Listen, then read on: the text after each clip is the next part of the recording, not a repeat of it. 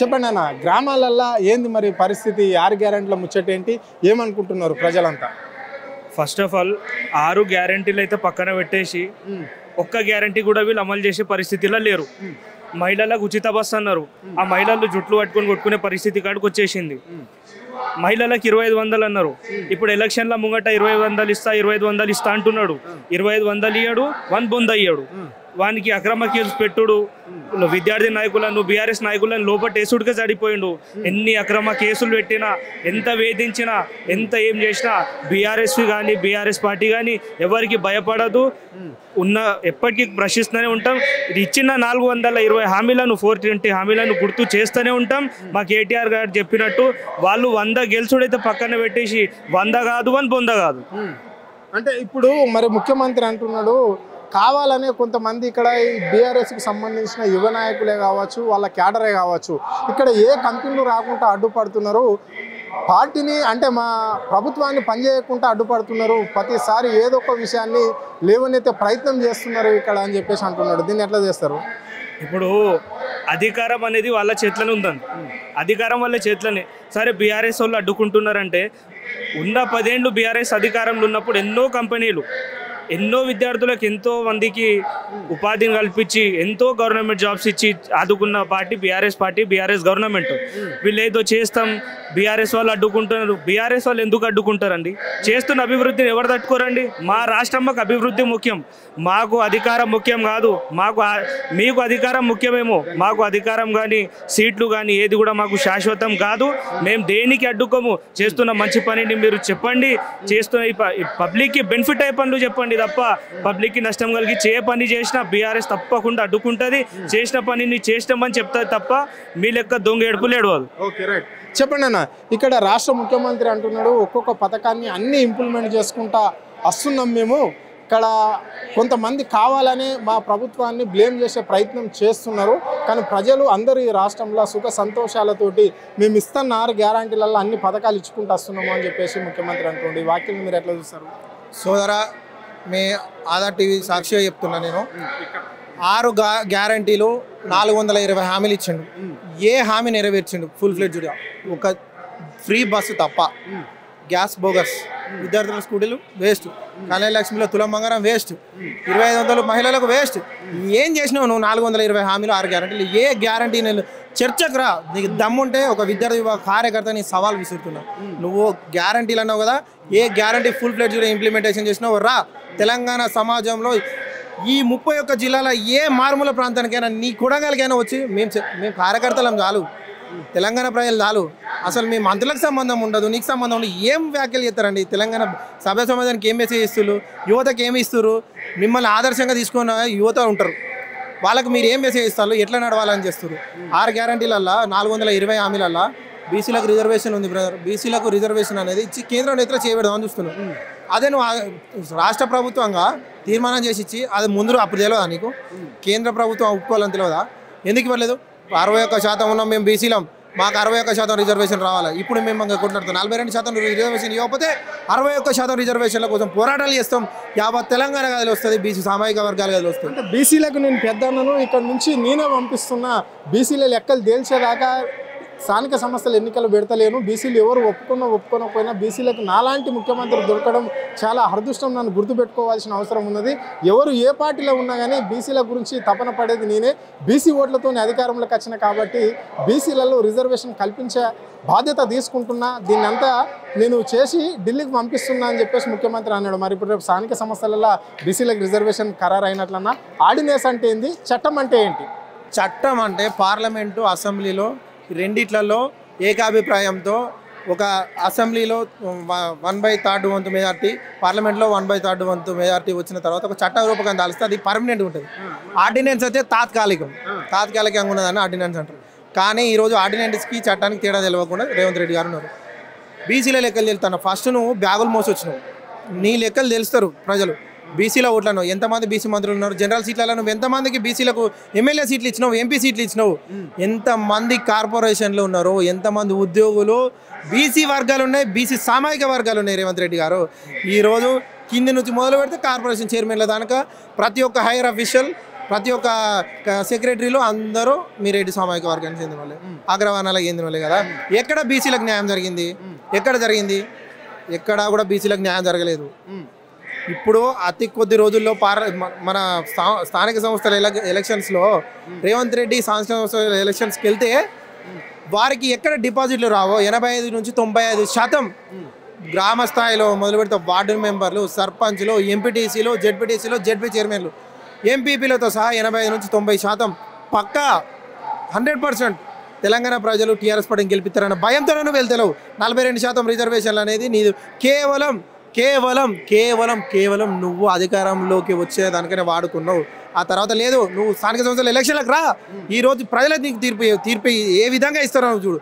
ఆంధ్రాకి వెళ్ళిపోవడానికి నువ్వు సిద్ధంగా ఉండవు రేవంత్ రెడ్డి. నీ మొన్న కేటీఆర్ గారి బర్త్డే రోజు ఫ్లెక్సీలు పెడితే పీకి పడేసిరు. కుక్కటి వేర్లతోని ఒక వృక్షాన్ని పీకేసినట్టు మీ కాంగ్రెస్ పార్టీని 2028 ఓట్లు వేసి 2028 ఎలక్షన్లో తీసి పారేస్తారు, పీకి పక్క పారేస్తారు, ఢిల్లీకి పంపిస్తారు, నిన్ను ఆంధ్రాకి పంపిస్తారు. అంటే ముఖ్యమంత్రి అంటున్నాడు మళ్ళీ వచ్చేది కూడా ఈ ప్రభుత్వం మాదే, ఇక్కడ ఈ రాష్ట్రాన్ని పాలించేది కాంగ్రెసే, ఎవరు ఏది చేసినా. మొన్న అక్కడ కొల్లాపూర్లో కూడా సవాల్ విసరడం అనేది జరిగింది కదా. కేసీఆర్ రాసి పెట్టుకొని గుండెల పైన నీ కుటుంబం అంతా పెట్రోల్ పోసుకొని కాలబెట్టుకునే రోజులు వస్తాయి, ఇక్కడి నుంచే నేను పాలన కొనసాగిస్తా పాలమూరు నుంచి అని చెప్పేసి కూడా సవాల్ విసరడం అనేది జరిగింది. దీన్ని ఎట్లా చూస్తారు మరి? సోదరా, సవాళ్ళు విసిరి పారిపోయే చరిత్ర రేవంత్ రెడ్డికి ఎట్లా ఉంది? మొన్న మీ అందరూ కుర్చీ వేసి వైట్ క్లాత్ వేసి చీఫ్ మినిస్టర్ ఆఫ్ తెలంగాణ అని చెప్పి పెట్టి కేటీఆర్ గారు పెట్టారు సోమాజిగూడ ప్రెస్ క్లబ్లో పెట్టడం జరిగింది. ఎందుకు రాలే? సవాల్ విసురుతావు, తెల్లారే మళ్ళీ నువ్వు మాట మారుతావు, తాంబాలని ఇట్లా తిప్పేసినట్టు మారుస్తావు. తెలంగాణ ప్రజలు నేను నమ్ముతలేరు. నువ్వు ఎలక్షన్లకు స్థానిక సంస్థల ఎలక్షన్లకు రా. నువ్వు 10 ఏళ్ళు కాదు, అసలు ఈ 3 సంవత్సరాల్లో స్థానిక సంస్థల ఎలక్షన్లు పెడితే నీకు అప్పుడే రిజల్ట్ అవుతుంది. మీ ఎమ్మెల్యేలు అంటారు ఇప్పటివరకు అబద్ధాలు ఆడినాం, ఇంకో 1000 అబద్ధాలు ఆడైనా కూడా మళ్ళీ స్థానిక సంస్థల ఎలక్షన్లకు పోయి వెళ్దాం. 3 ఏళ్ళు మన గవర్నమెంట్, 3 ఏళ్ళు మాత్రమే ఉండేది. ఆ తర్వాత 30 ఏళ్ళు బీఆర్ఎస్ పార్టీ ఉంటుంది. కాంగ్రెస్ పార్టీ అనేది కనుమరుగు లేకుండా పోతుంది. తెలంగాణ ప్రజలు ఆ విధంగా మీకు తీర్పు ఇవ్వబోతున్న 2028 ఎలక్షన్లో. స్థానిక సంస్థల ఎలక్షన్లో దానికి నిదర్శనం.